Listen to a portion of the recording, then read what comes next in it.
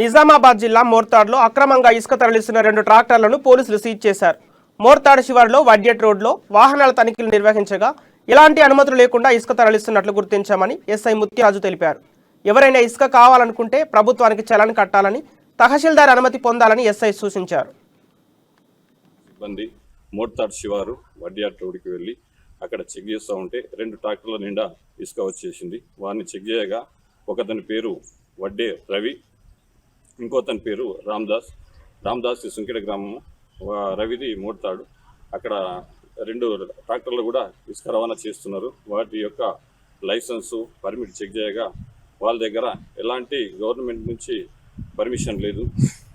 Check చేస్తే వాళ్ళు ఏంటంటే మోర్తాడ్ శివారు నుంచి ఇసుక అక్రమంగా ఎలాంటి అనుమతి లేకుండా రవాణా చేస్తూ ఉన్నారు. ఆ ఇద్దరిని కూడా 2 ట్రాక్టర్లతో తీసుకొని వచ్చి పోలీస్ స్టేషన్ తీసుకురావడం అయినది.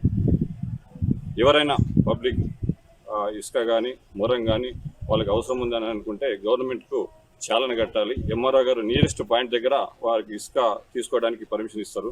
కాబట్టి అందరికి కోరుతున్నది అంటే మీకు ఇసుక ఏమైనా అవసరం ఉంటే ఎంఆర్ఓ దగ్గర పర్మిషన్ గురించి అప్లై చేయండి.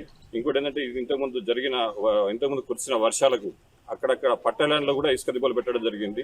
ఆ రైతులు ఏం చేస్తారంటే వేరే వాళ్ళకు కాంట్రాక్ట్ పెట్టడం కానీ ల్యాండ్ డెవలప్ చేయడానికి ఏంటంటే ఆ ఇసుకను తీసేసి డంపులు చేయడానికి చేస్తారు. అలాంటివి కూడా చేయకూడదు. మీ ల్యాండ్ లేదన్నా ఇసుక ఉంటే ఎంఆర్ఓ సార్కు పర్మిషన్ తీసుకోండి, దాన్ని మూవ్మెంట్ చేయాలి, వేరే వాళ్ళకి అమ్మాలి, డంప్ చేయాలి. కాబట్టి అందరూ కూడా ఈ గుర్తించేసి ఎంఆర్ఓ పర్మిషన్ తీసుకొని ఇసుకను ట్రాన్స్పోర్ట్ చేయాలని చెప్పేసి కోరుతా ఉన్నాం.